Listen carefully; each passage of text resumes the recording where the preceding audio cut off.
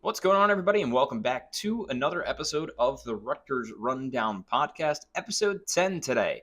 Nick Hart alongside my co-host, Matt Mangam, and we have a lot to talk about. We got Rutgers men's lacrosse, women's lacrosse, talk a little bit about the transfer portal going on with basketball and wrestling. Then we'll finish up with some baseball and softball. But Matt, first off, we'll move over to the world of Rutgers men's lacrosse. Obviously, a huge win. Few weeks ago against Maryland at home. Unfortunately, not the same fate against the number 14 ranked Michigan Wolverines. Yeah, this game against Michigan this weekend, Nick, was extremely important. I mean, you're coming off the best win in program history. You beat the number 2 team in the country, in the Terps, and then you play Michigan, a team that you have historically matched up very, very well against in recent years. Despite Rutgers kind of struggling, Michigan's kind of been the team they always get their Big Ten win against in Big Ten play. But on Sunday, it was a very tough affair. They lost 8-6, the same score that they actually beat Maryland last week. So now this game, they lost. And you look at the team; they're 6-7 overall, 2-2 in conference play.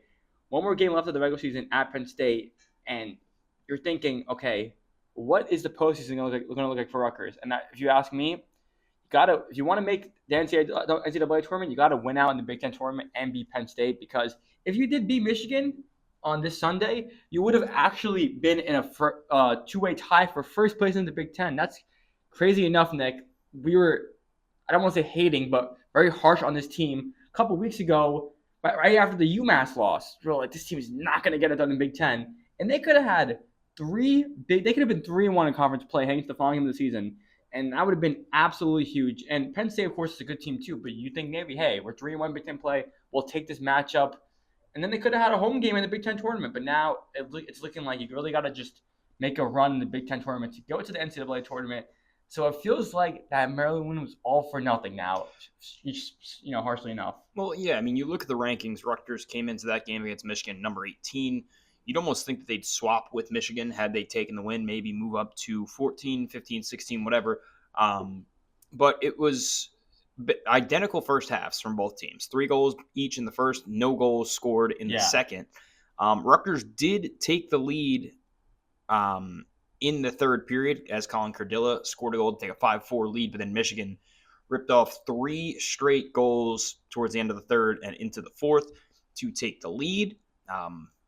Colin Cardilla, with a hat trick. And I agree, Matt. I think you look at that win now against Maryland and you say, man, this was a big, big win, especially after playing well against Ohio State, not getting the result you wanted.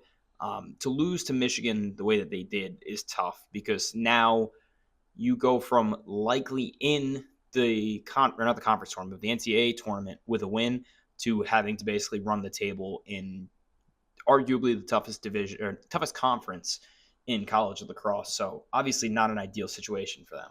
I think if you want to look at a kind of pro here, every Big Ten game they play, they've been in the game. They've been very competitive with the team. Knock on wood, they haven't been blown out yet by a Big Ten team, Nick.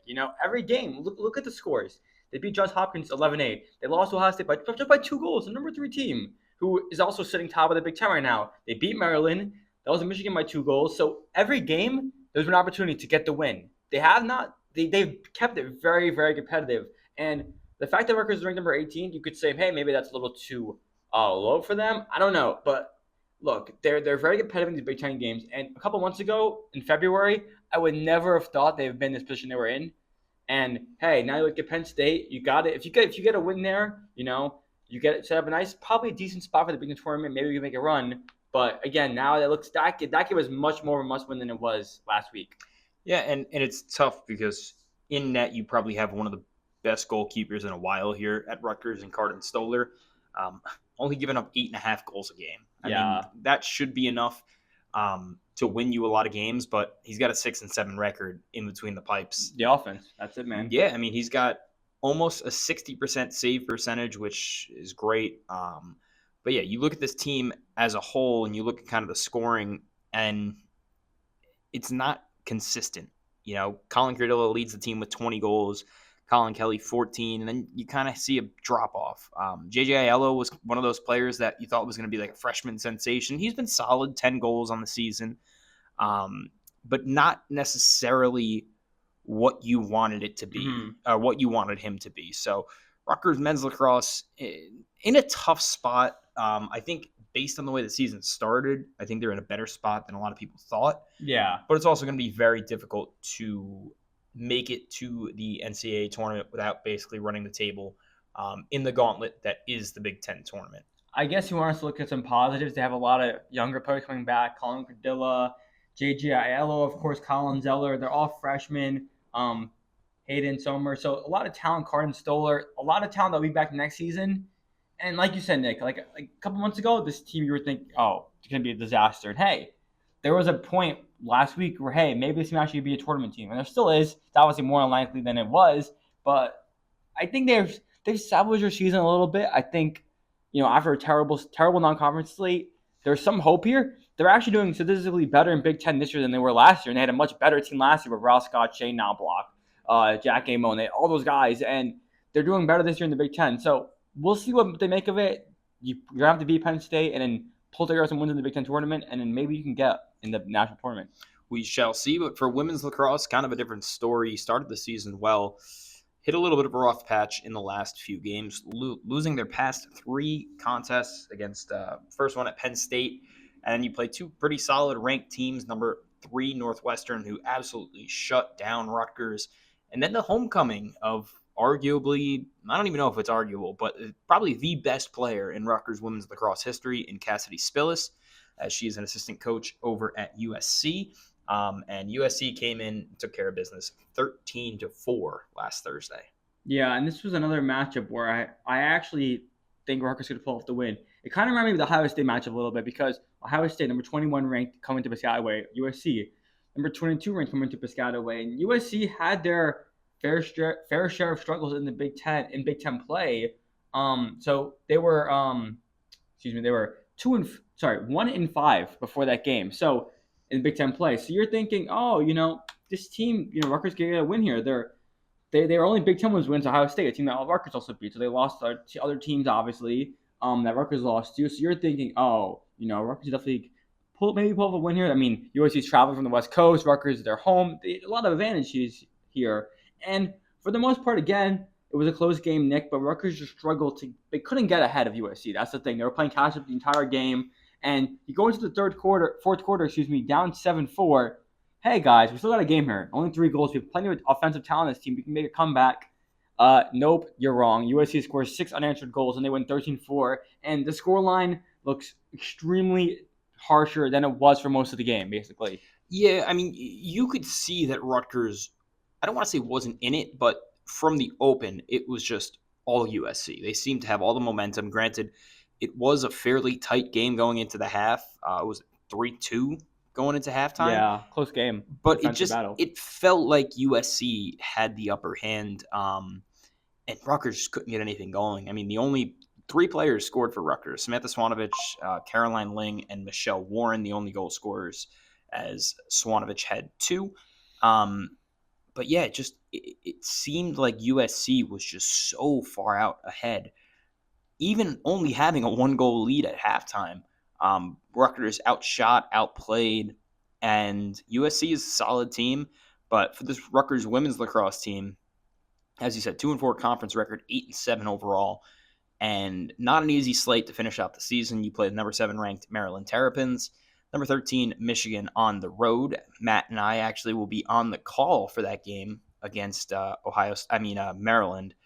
So it'll be an interesting game, as Maryland, a very good team, number 7 in the country, and Rutgers has kind of shown they can't really hang with some of these better teams. But if there's any chance to I don't want to say turn around the season, but if there's any chance to kind of get things going back on the right track, it's got to be against Maryland. Yeah, and another thing, again, I want to mention this too. Maryland, obviously, a really, really good program. Rutgers is 2-26 all time against the Terrapins, but last year they did beat Maryland 9-8 in the Big Ten tournament last year. That was a huge upset for Rutgers. That was their second ever win against the Terps. So hey, technically, in the last game they won, so there is that hope, and the men seem to just knock off the Terps at SHS Stadium. So there's that hope too. But yeah, I mean, look at the offense the last 2 games. Just 10 goals total. I know Northwestern's a great team, but USC, Only putting up 4 goals, that's very disappointing. I know USC's ranked, but again, USC, you would think maybe Rutgers could pull off a win there, and just only putting up 4 goals, that's really bad. Considering how I'd say the women's lacrosse team is pretty solid offensively. I mean, there's so many different players who can score goals. You got Lily Dixon with 16, Alexa Corbin with 18, Peyton Tini with 18, Delaney Sutley with 17. There's just goals all over the lineup.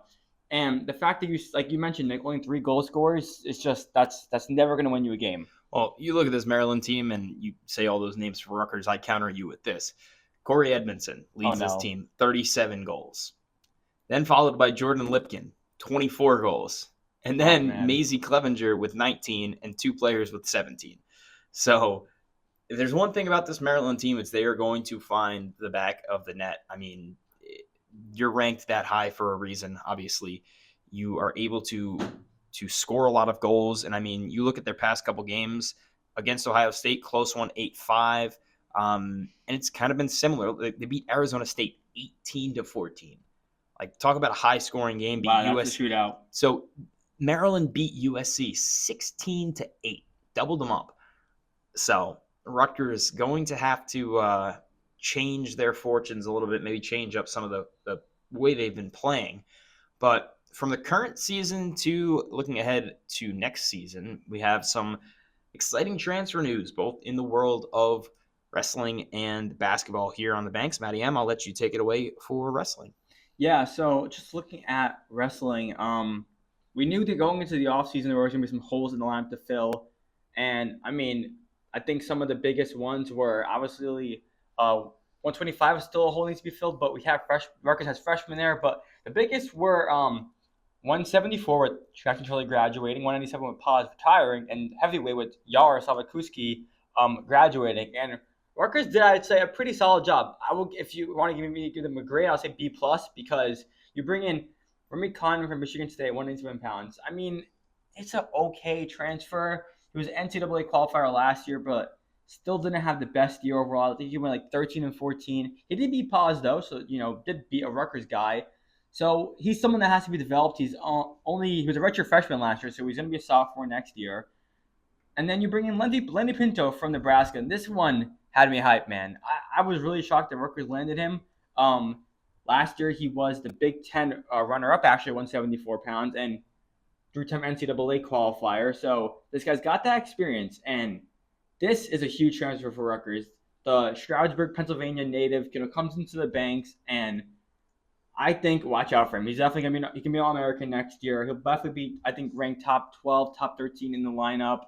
And yeah, that's something that's going to that's a huge transfer for Rutgers. And then the last one, Hunter Katka, the transfer from Virginia Tech at heavyweight, just a direct replacement for Yara. He's only got 1 year eligibility left, so I imagine this would be his last year. Oh, this is his last year, but I imagine it's just a quick fill in, and we'll see what they do for the future for heavyweight. But a 3-time NCAA qualifier and 2-time ACC runner-up, so another guy that will go into the lineup and just make a difference. And yeah, I think it's solid. Yar also did beat Kaka, so you kind of take what you want with that. Maybe Yar is better than Kaka. I don't really know. It's just one match. But I would say the biggest transfer, the biggest one that raises headlines is definitely Lenny Pinto, then Kaka, then Remy Cotton. But yeah, I mean, they got some fill-ins. This lineup's starting to take shape for next year. The only question is 125. Will it be Aiden Smith or Mason Gibson? Both took a red shirt this year to develop. Both to be 125. Gibson's more of a 133-pounder, but he's talked about on social media going at 125. So we'll see who starts in place for Dean Peterson next year. Yeah, I mean, Rutgers wrestling, a little bit of a disappointing season, I think we'd say, especially in the national tournament. But some new additions hopefully can brighten things up on the Banks. We'll go move over to men's basketball as we continue to talk about the transfer portal as Rutgers men's basketball adds Tariq Francis, 6-foot guard from NJIT. Now, let me know if you've heard this story before with this team, Matt. An undersized guard. It's a terrible question, isn't it? Yes, but an undersized guard coming from a mid-major. Did Rutgers not learn from their mistakes? I mean, I don't know, man. Listen, you give Francis credit. 19 points per game last year, right? He was the leading scorer on NJIT. And the conference. And in the conference, but You look at NJIT. Oh, I know. Yeah. 6-25 overall, 3-13 in conference play. And you look at the statistics, and they're not great for Francis. I mean, 35% from beyond the arc. He's a 38% shooter from the field. And I mean, what are we doing? Again, no knock whatsoever on the kid. We yet to see him in a Rutgers uniform. But did you not learn from what was arguably the biggest letdown? Again, not even arguably. It was the biggest letdown of a season, probably in program history. I think it was. You had some of your best talent surrounded by all mid-major players. Now you come into this season and you're replacing your best players with mid-major players. It didn't work last year with 2 5-stars, 2 guys that are going to get drafted in the top 5 of the NBA draft. Yeah. And now you're trying to redo it without them. What is the plan, Matt? Please, tell me I'm crazy. Please, I want to hear that I'm crazy. But no, I don't see the vision.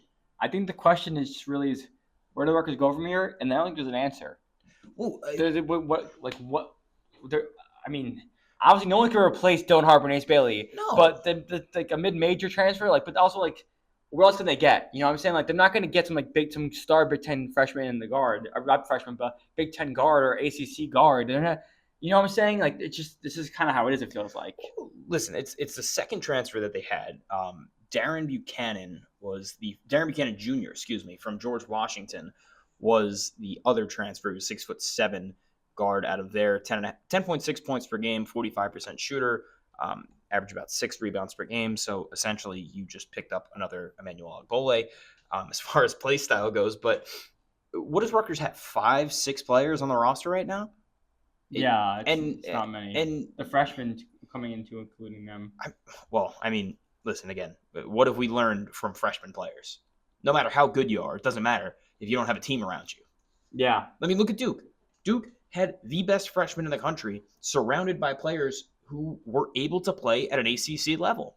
And guess what? They made a run. They made it to the Final Four. They probably should have been in the national championship game. What did Rutgers do? Rutgers didn't have a winning record. They barely made the Big Ten tournament, let alone the NCAA tournament. Yeah. I mean, I don't get it. I don't know where you go, because you go from the highest of highs. Matt, a year ago, you and I were sitting here on cloud 9 saying, oh my gosh, this season was terrible, but guess what? We got Dylan and Ace. That's all people said. What is there to look forward to? I know. There's nothing to look forward to. The fact is the program just had the most embarrassing and shameful season ever, and now it feels like all hope is lost and completely back to square one. Not even square one. So we're negative squares now. We took 1,000 steps. Rutgers took 1,000 steps back. I mean, I don't know what you do. I mean, because honestly, now this is coming from somebody who's never been through the recruiting process. I obviously am not a 5-star basketball player. That's why we're here. Exactly. There's a reason I talk about sports and don't play them anymore.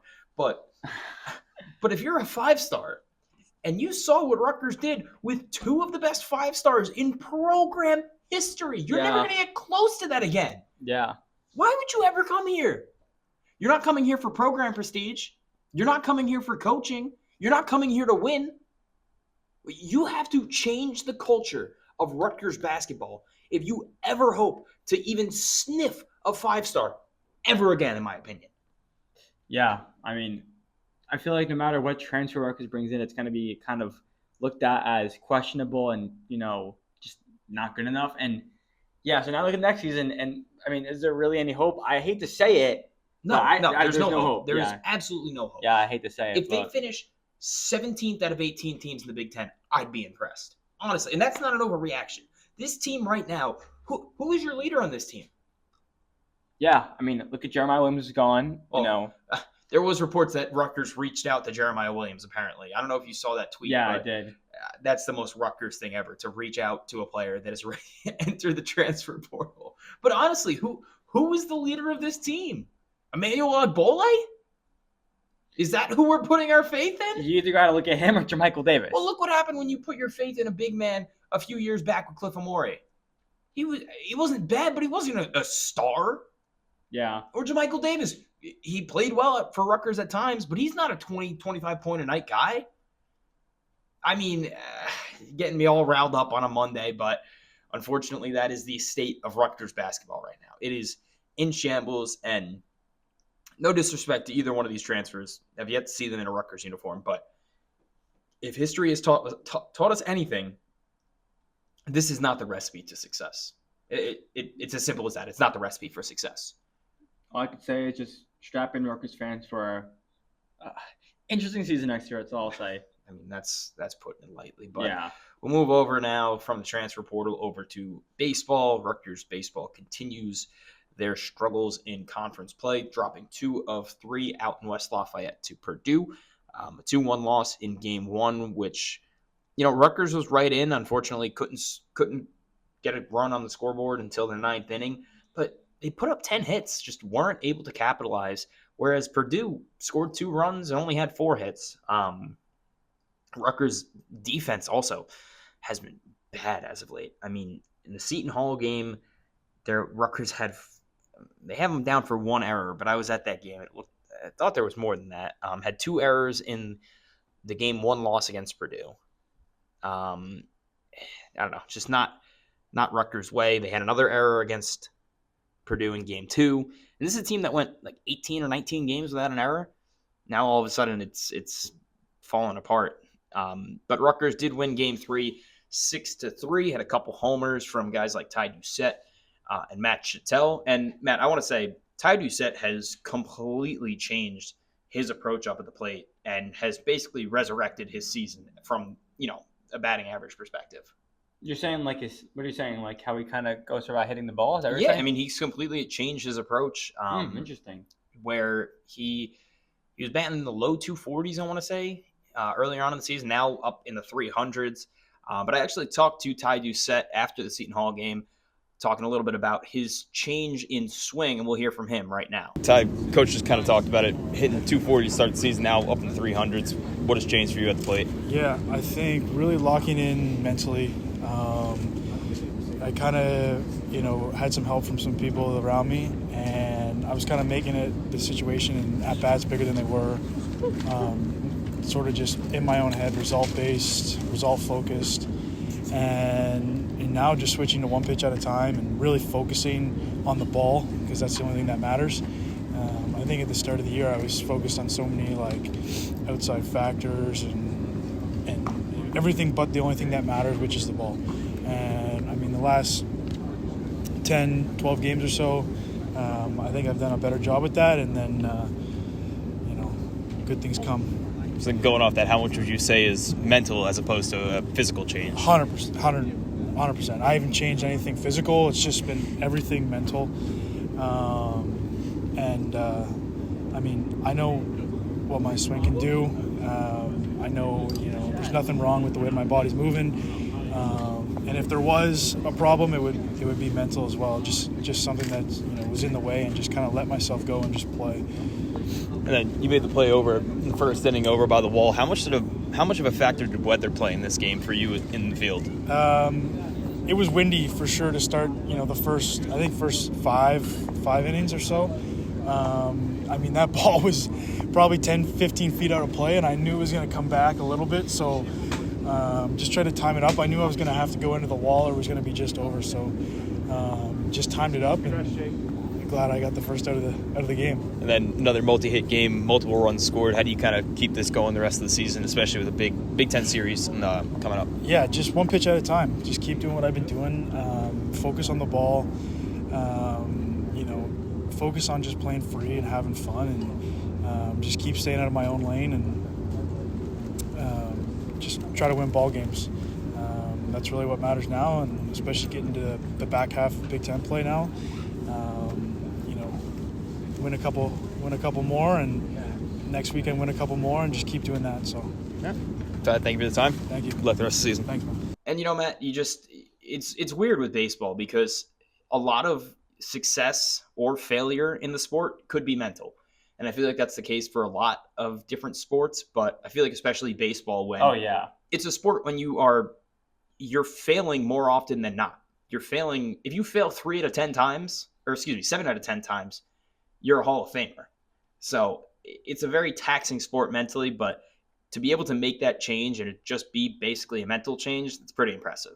Yeah, I mean, you talk about, the mental side of sports. I think baseball is the biggest one that comes to mind. There's so much different, what is it like, different type of things players do in their routines. I'm just blanking on the word. What the heck is the word? I'm completely blanking.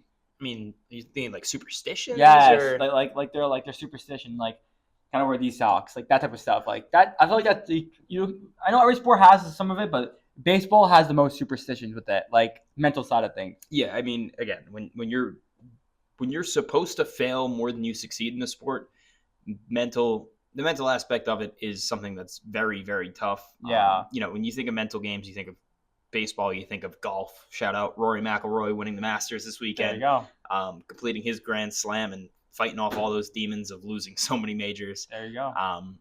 But Rutgers baseball not in the best spot, 6-9 conference play, 17-19 overall. They go down. Well, they come back to Jersey, but they're on the road against Monmouth tomorrow. And then they have a home series against Minnesota starting on Friday. I do want to say though, real quick though, if there was like a reason, let me just say it, start over. Rutgers is so good at these midweek games, but they're terrible in Big Ten play. Oh, I know it's lesser competition, but like it's the difference between non-conference and conference. They've won, I want to say 6 or 7 midweek games this year and just can't find a way to get it going on the weekend. But they're going to have to do so if they want to make it to the Big Ten tournament this year. Yes. I'll move over to softball now, where Rutgers continues to struggle. They have now only one win in 12 contests in conference play. They've lost 2 in a row, sit at 17-26, and currently a little odd scheduling here. They started a series against Michigan on Saturday.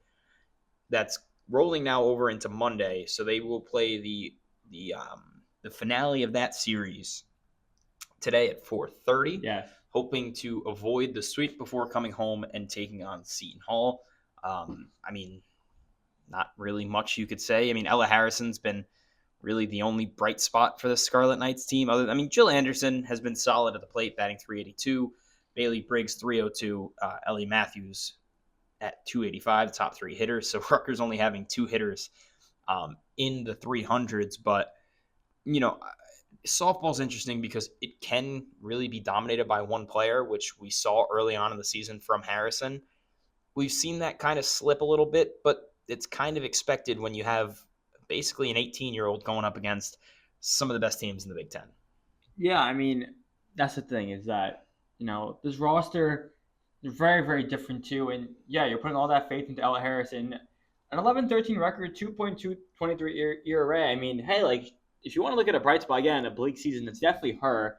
And I guess you can also throw in Jill Anderson in there in her redshirt senior year. So, but yeah, I mean, this team had 30 wins last year, and they were 14-9 in Big Ten play. So they were 33-22 overall last year. Excuse me. So still a very solid year for the program. It felt like you were starting to build off something, and that didn't happen at all. And I feel lucky Rutgers can even crack 5 or 6 more Big Ten wins this year after reaching 14 last year. And listen, I don't want to kind of look over how dominant Harrison has been. A 2.23 ERA is nothing to blink at. That's a great ERA to start your career. She's given up 45 earned runs and 68 runs total. So 23 runs that she's given up have not been earned. So the defense kind of letting her down there a little bit. 183 strikeouts in 26 appearances and has thrown 14 complete games. I mean, you can't ask much more from your star pitcher than that. I guess like the biggest key is just don't lose her. You got to keep her in. I mean, that kind of seems to be the key for many Rutgers sports is just don't lose your stud players because after a season they want to go elsewhere. I mean, so with women's basketball, men's basketball was kind of expected with Dylan and Ace being one and done, but you got to hope that these players stay here, especially, if you want to build a sustainable program, because in the landscape of college sports right now, it seems like there's no telling what your team's going to look like from year to year. I mean, you never know. Look at Rutgers women's basketball. They had 4 players rostered at the end of the season between transfers and everything else. So that's going to be a totally new look team. I mean, who are the two returning scholarship players? Janae Walker and Bates. and Antonia Bates, and then you have and Perkins and Zakar Perkins, right? So 3, and then you have technically Kennedy Brandt is a scholarship player now. Then you have the walk on, obviously, in Deja Young. But Matt, another week. We're kind of winding down. We have Rutgers football spring game coming up. What was that, the 26th or 27th? Yeah, so Saturday 26th. About 2 weeks from today. That'll be fun. Get to see what the football team looks like. There's some hope in them, I'd say. Very promising transfer portal for them too. Yeah, a lot of Transfer defensive additions. The offense, I think, is in one of the more stable spots it's been in a couple years. You know who your quarterback's going to be. You know who your star receivers are going to be. It's just a matter of figuring out who replaces Kyle Monungai, and obviously not the easiest task. Yeah. But we shall see a lot of exciting things coming up in the world of Rutgers sports. Thank you guys again so much for all of your support on the Rutgers Rundown podcast. You can find us on YouTube at the Daily Targum's YouTube page, and of course online at thedailytargum.com. But for this episode, Nick Hart, alongside my partner Matt Mangam, signing off for episode 10 of the Rutgers Rundown podcast.